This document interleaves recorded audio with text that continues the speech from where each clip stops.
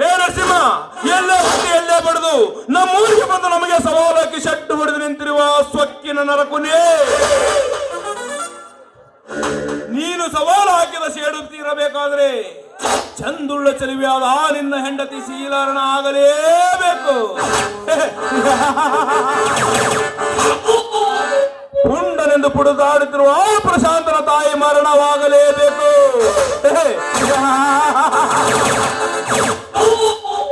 ಲೇ ನರಸಿಂಹ, ಮುಂದೆ ಹೇಗಿದೆ ನೋಡು ಈ ಗಜೇಂದ್ರನ ಆರ್ಭಟ.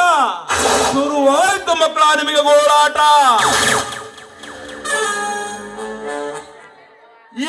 ಈ ಗಜೇಂದ್ರನಿಗೆ ಎದುರಾಗಿ ನಿಂತ ನರ ಮಾನವ ಈ ಭೂಮಿ ಮೇಲೆ ಬದುಕಿರಬಾರದು.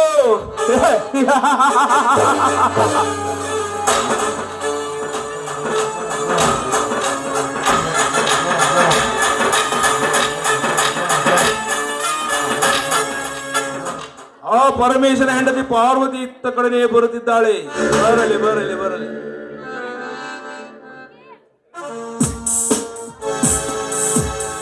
ನಿಂತ್ಕೋ ಪಾರ್ವತಿ, ನಿಂತ್ಕೋ.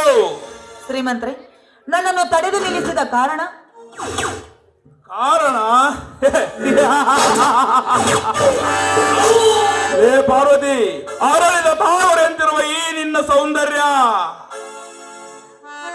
ಆ ಬಡವನ ಗುಡಿಸಲು ಸೇರಿ ಬಾಡಿ ಹೋದ ಗುಲಾಬಿ ಹೂ ಅಂತಾಗಿದೆ. ನೀನು ನನ್ನ ಮಾತಿಗೆ ಒಪ್ಪಿದರೆ ವಜ್ರ ವೈಡೂರ್ಯ ಬಂಗಾರ ಏನು ಬೇಕು ಕೇಳು, ಕೊಡುತ್ತೇನೆ. ನಿನ್ನ ನನ್ನ ಅರಮನೆಯ ಮಹಾರಾಣಿಯನ್ನಾಗಿ ಮಾಡುತ್ತೇನೆ. ಆದರೆ ನೀನು ನನ್ನ ಸೂಳೆ ಆಗಿದ್ದರೆ ಸಾಕು.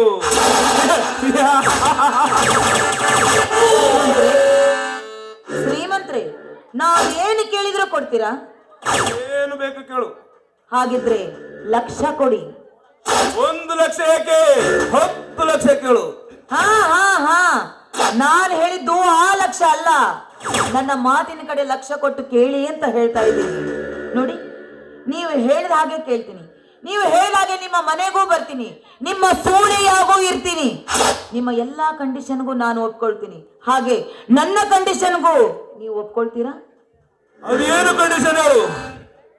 ಸಾವುಕಾರೆ, ನಾನು ನಿಮ್ಮ ಸೂಳೆಯಾಗಿ ನಿಮ್ಮ ಮಂಚಕ್ಕೆ ಬಂದಂತೆ ನಿಮ್ಮ ಹೆಂಡತಿ ನನ್ನ ಗಂಡನ ಸೂಳೆಯಾಗಿ ಒಂದೇ ಒಂದು ರಾತ್ರಿ ಕಳಿಸಿಕೊಡು. ನಿನ್ನ ಹೆಂಡತಿ ನಿನ್ನಂತ ಸಣ್ಣ ಗಂಡನಿಂದ ಪಡೆಯಲಾರದ ಸುಖವನ್ನು ನನ್ನ ಗಂಡ ಒಂದೇ ಒಂದು ರಾತ್ರಿ ಬೆವರಿಳಿಸಿ ಅವರನ್ನು ಕಳಿಸುತ್ತಾನೆ. ಸೂಳೆ, ಈ ಶ್ರೀಮಂತ ಸರ್ವಾರದ ಹೆಂಡತಿಯನ್ನು ಆ ಬಡ ಬಿಕಾರಿ ನಿನ್ನ ಗಂಡನ ಮಂಚಕ್ಕೆ ಕಳಿಸಬೇಕೆ? ಲೇ ಸಾವುಕಾರ, ಲೇ ಗಂಡನ ಪೌರುಷವನ್ನು ಗರ್ವದಿಂದ ಉಚ್ಚರಿಸುವ ಬಂಡ ಸೂಳೆ, ಬಾರಲೇ ಬಾ. ಈ ಸಣ್ಣನ ಗಂಡಸ್ತಿಗೆ ಎಷ್ಟಿದೆ ಅನ್ನೋದನ್ನು ತೋರಿಸೇ ಬಿಡ್ತೇನೆ. ಬಾ ಬಾ ಬಾ. ಸಾವುಕಾರ, ಏನೋ ಮಾತಾಡಿದೆ ನೀನು? ಇನ್ನೊಂದು ಸಾರಿ ನೀ ಏನಾದ್ರೂ ನನ್ನ ಮೈ ಮೇಲೆ ಏರಿ ಬಂದಿದ್ದೆ ಆದರೆ ನಾನು ಒಂದೇ ಒಂದು ಕೂಗು ಹೊಡೆದರೆ ನೀನ್ ಇದ್ದ ಜಾಗದಲ್ಲೇ ಬಂದು ನಿನ್ನ ರಕ್ತವನ್ನು ಕುಡಿಯದೆ ಬಿಡಲಾರ ನನ್ನ ಮಗ ಪ್ರಶಾಂತ.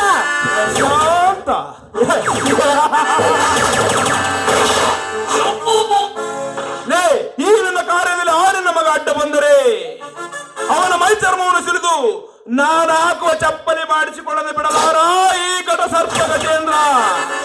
ಏನು ಚಪ್ಪಲಿ? ಚಪ್ಪಲಿ? ನನ್ನ ಮಗನ ಮೈ ಮೇಲಿನ ಚರ್ಮ ಬಿಚ್ಚಿ ನೀನು ಚಪ್ಪಲಿಯನ್ನಾಗಿ ಮಾಡಿಕೊಂಡರೆ ನನ್ನ ಮಗ ಅದೇ ಚಪ್ಪಲಿಯನ್ನು ನಿನ್ನ ತಲೆಯ ಮೇಲಿಟ್ಟು ಹರಕ ಚಪ್ಪಲಿಯನ್ನು ನಿನ್ನ ಕೊಳ್ಳಲ್ಲಿ ಹಾಕಿ ಇಡೀ ಊರು ತುಂಬ ಮೆರವಣಿಗೆ ಮಾಡದೆ ಬಿಡಲಾರ ನನ್ನ ಮಗ ಗಂಡು ಕುಮಾರ. ಗಂಡು ಹುಲಿ?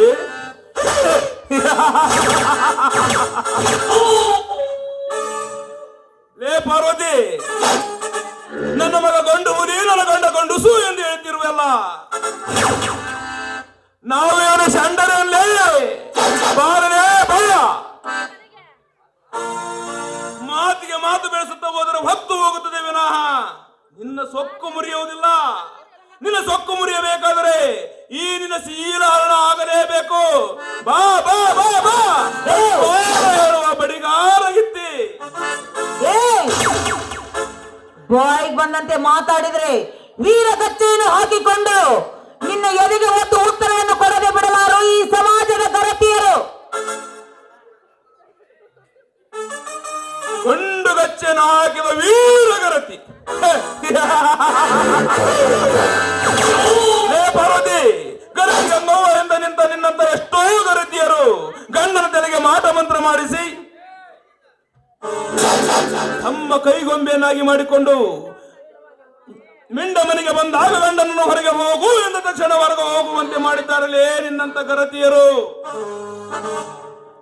ಮಿಂಡನ ಜೊತೆ ಚಕ್ಕಂದಾಡುವಾಗ ಗಂಡ ಮನೆಗೆ ಬಂದರೆ ಮಿಂಡನನ್ನು ಮಂಚದ ಬುಡಕ್ಕೆ ಮುಚ್ಚಿಟ್ಟಿದ್ದಾರೇ ನಿನ್ನಂತ ಗರತಿಯರು. ಮಿಂಡನ ಜೊತೆಗೆ ಮೈ ಬಿಸಿ ಮಾಡಿಕೊಳ್ಳುವಾಗ ಗಂಡ ಮನೆಗೆ ಬಂದರೆ ಗಂಡನನ್ನು ಸಾಯಿಸಿ ಹಿತ್ತಲಲ್ಲಿ ಊತ ಹಾಕಿದ್ದಾರಲ್ಲೇ ನಿನ್ನಂತ ಗರತಿಯರು. ಮನೆತನಕ್ಕೆ ಆಸರೆ ಆಗಲೆಂದು ಸರ್ಕಾರದವರು ಉಚಿತ ಪ್ರಯಾಣ ನಿರ್ಮಾಣ ಮಾಡಿದರೆ ಪ್ರವಾಸಕ್ಕೆ ಹೋಗುತ್ತೇನೆ ಎಂದು ಸುಳ್ಳು ಹೇಳಿ ಆಧಾರ್ ಕಾರ್ಡ್ ತೆಗೆದುಕೊಂಡು ತನಗೆ ಬೇಕಾದ ಮಿಂಡನೊಂದಿಗೆ ಮದುವೆಗಿಂತ ತನಗೆ ಬೇಕಾದ ಮಿಂಡನೊಂದಿಗೆ ವಾರ ಗಂಟಲೆ ರಾಜ್ಯದಲ್ಲಿ ಬಿದ್ದು ಹೊರನಾಡಿ ಬರುತ್ತಿದ್ದಾರೆ ನಿನ್ನಂತ ಗರತಿಯರು. ಮನೆತನಕ್ಕೆ ಆಸರೆ ಆಗಲೆಂದು ಸರ್ಕಾರದವರು 2,000 ಹಣವನ್ನು ಹೆಣ್ಣು ಮಕ್ಕಳ ಅಕೌಂಟಿಗೆ ಮಂಜೂರು ಮಾಡಿದರೆ ನನಗೆ ಬಂದ ಹಣ ನಿನಗೆ ಏಕೆ ಬೇಕು ಎಂದು ಗಂಡನ ಬಾಯನ್ನು ಹಾರಿ ಹೊಡೆದು ಅದೇ ಹಣದಿಂದ ಮಿಂಡನಿಗೆ ಬಟ್ಟೆ ಕೊಡಿಸಿ ಫೋನಿಗೆ ಕರೆನ್ಸಿ ಹಾಕಿಸಿ ಚೈನಿ ಮಾಡಿಸುತ್ತಿದ್ದಾರಲೇ ನಿನ್ನಂತ ಗರತಿಯರು. ನಿಮ್ಮಂತ ಗರತಿಯರ ಚರಿತ್ರೆ ಬರೆಯುತ್ತಾ ಹೋದ್ರೆ ಪುರಾಣ ಪುಟಗಳೇ ಸಾರುವುದಿಲ್ಲ. ಅದನ್ನು ಹೇಳುವ ಸಹನೆಯೋ ನನಗಿಲ್ಲ. ಬಾರನೇ ಬಾ ಬಾ ಬಾ. ಇಷ್ಟಕ್ಕೆ ಸುಮ್ಮನೆ ಹೋದ್ರೆ ಸರಿ, ಇಲ್ಲ ಅಂದ್ರೆ ಮೆಟ್ಟ ಹಿಡಿಬೇಕಾಗುತ್ತೆ. ಏನು ಹೆಣ್ಣು ಮಕ್ಕಳ ಬಗ್ಗೆ ಬಾಯಿ ಬಂದಂತೆ ಮಾತಾಡ್ತಾ ಇದೀಯಾ? ಹೆಣ್ಣು ಮಕ್ಕಳ ಬೆಲೆ ನಿನಗೇನೋ ಗೊತ್ತು, ಗರತಿಯರ ಬಗ್ಗೆ ಈ ರೀತಿ ಬಾಯಿ ಬಂದಂತೆ ಮಾತಾಡ್ತಾ ಇದೀಯಲ್ಲ, ಬಹಳ ಮಾಡಿ ನಿನ್ನ ತಾಯಿನೂ ಒಬ್ಳು ಸೂಳೆ ಆಗಿರ್ಬೇಕು. ಏ ಪಾರ್ವತಿ, ನನ್ನ ತಾಯಿಯ ಬಗ್ಗೆ ಕೆಟ್ಟದಾಗಿ ಮಾತಾಡುತ್ತೇನೆ ಸೂಳೆ. ಹಾಗೆ ಬಿಟ್ಟರೆ ನಿನ್ನ ಸ್ನೇಹಿತ ಇರುವುದಿಲ್ಲ. ಬಾರಲೇ ಬಾ.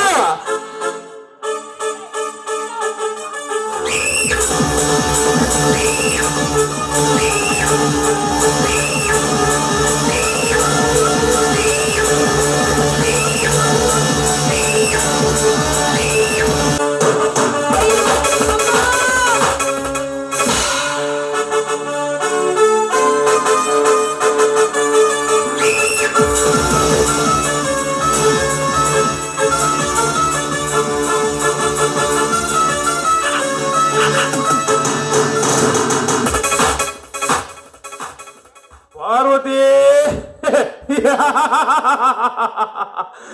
ಪ್ರೀತಿಯಿಂದ ಬಂದವರ ಪಾಲಿಗೆ ಹೊಳೆಯುವ ಚಂದ್ರ. ನಾನೇ ಗರತಿ ಎಂದು ಹಾರಾಡಿದರೆ ಅವರ ಶೀಲವನ್ನು ಹರಿದು ತಿನ್ನುವ ಗರ್ವದ ಗಜೇಂದ್ರ.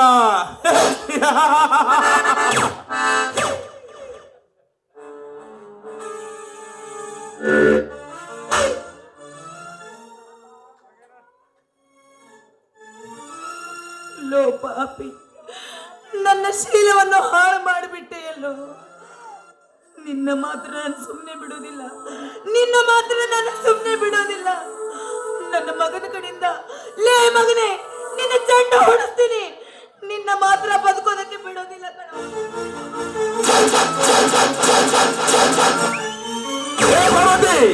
ನೀನು ಬದುಕಿದ್ದರೆ ತಾನೇ ನನ್ನ ಉಂಡ ಓಡಿಸುವುದು. ಮುಗಿದು ನಿನ್ನ ಕತೆ.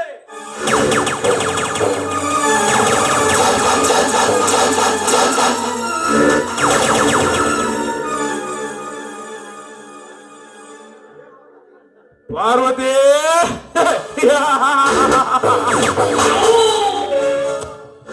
ಪ್ರಥಮ ಪ್ರವೇಶದಲ್ಲಿ ನಾನಿಟ್ಟ ಕಾರ್ಯ ಸಫಲವಾಯಿತು.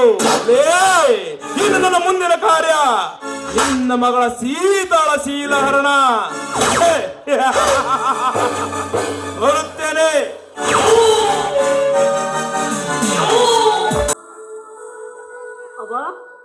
ಅವ್ವ, ಬುದ್ಧಿ ತೆಗೆದುಕೊಂಡು ಬರ್ತೀನಿ ಅಂತ ಹೇಳಿದೆಯಲ್ಲ, ನೀನಿನ್ನೂ ಬರ್ಲಿಲ್ವಲ್ಲ, ಎಲ್ಲಿ ಹೋಗಿದ್ಯವ?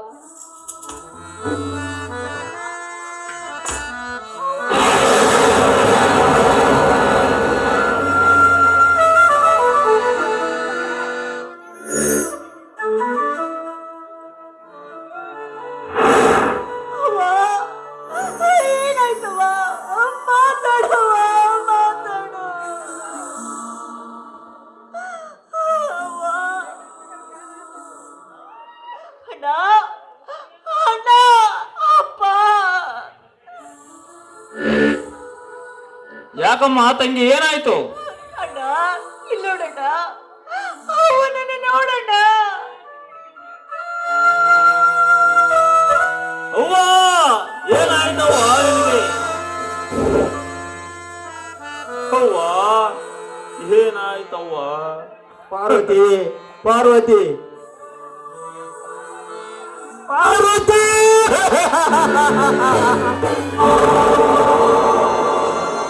ಏನಾಯ್ತು ಹೇಳು ಪಾರ್ವತಿ, ಹೇಳು, ಮಾತನಾಡಮ್ಮ ಪಾರ್ವತಿ, ಮಾತನಾಡು. ಏಕೆ ಮುನಿದು ಮಲಗಿರುವೆ ಪಾರ್ವತಿ?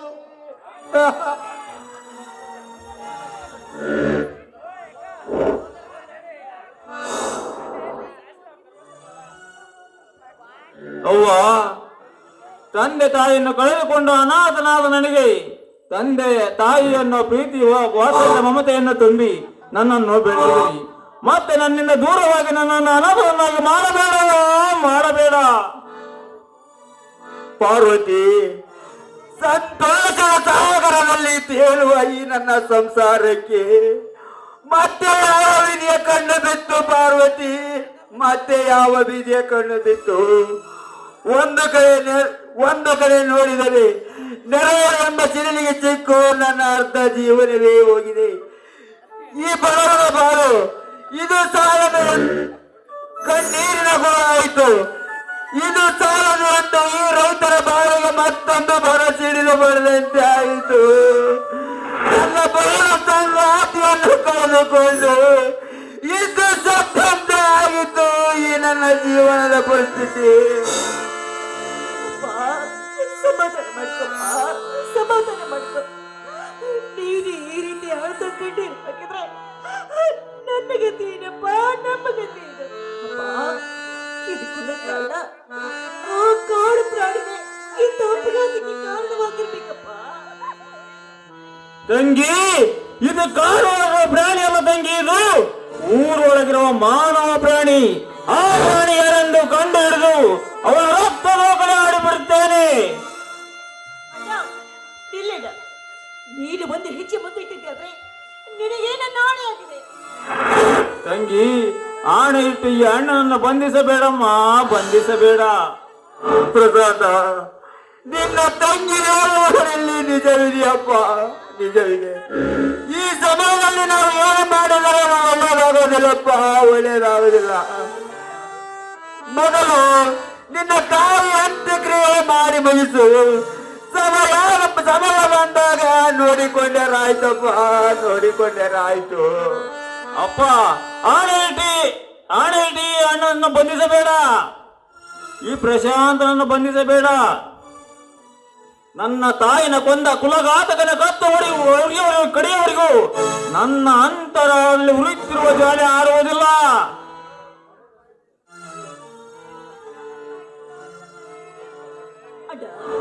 ಪಾರ್ವತಿ